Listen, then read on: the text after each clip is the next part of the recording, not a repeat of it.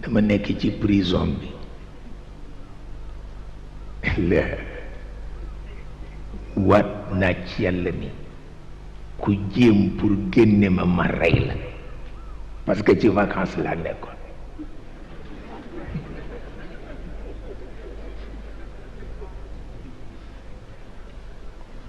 ma xëy rek ndeke Mamadou Dia dem na tëral ay tëralam rien que pour ma génn te man ci sama aljanna laa nekk mayit ma lànk ba tëdd ja naaju man sama kër prison la kon war naa ragal prison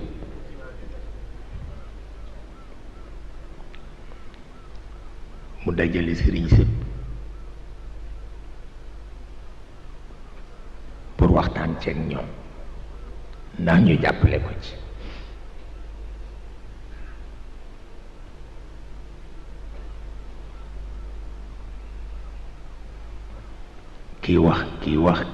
kii wax ba mu bëgg a indi confusion mu ne xam ngeen lu xew defal leen ma fàttee rek te jóg dem ñu defal ko fàttee jóg dem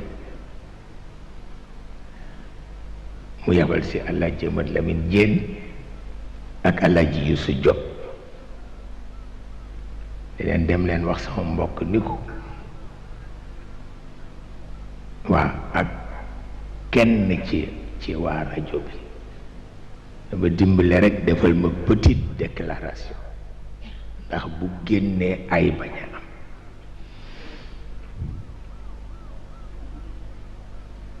Alaaji Mat Lamin Jéen ñëw wax ma ko moom nag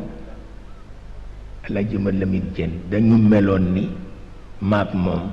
ay doomi bàjjen lañu yàlla ko dogaloon rek waaw ci jaxasoo gu mu indaale borom rajo ni ñaari baat rek ma ni ko est-ce que seetlu nga gravité li nga may laaj ma ni ko ku ñu tuumaal ba noppi te moom mooy def déclaration ma ni ko fu mu xewe ma ni ko déedéet seetlu ko rek aqliyan wa mantiqiyan ku ñu tuumaal ba noppi te moom mooy def déclaration fu ngeen ko mës a gis mu dem wax ko Mamadou Dia fekk wal joojo ngi toog wal joojo ni ko Cheikh moo wax dëgg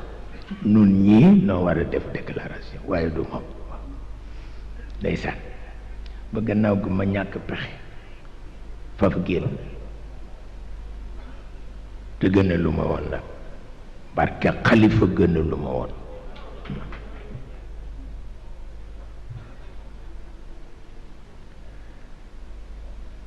ba ñu génnee nag Alaaji Mat Lamin Jéen ni ma man daal li ma ci xam mooy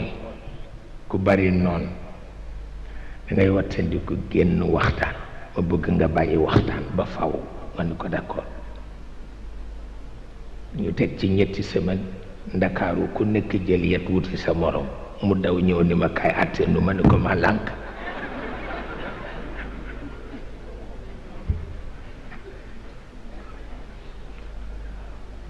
mu ni ma dimbale ma rek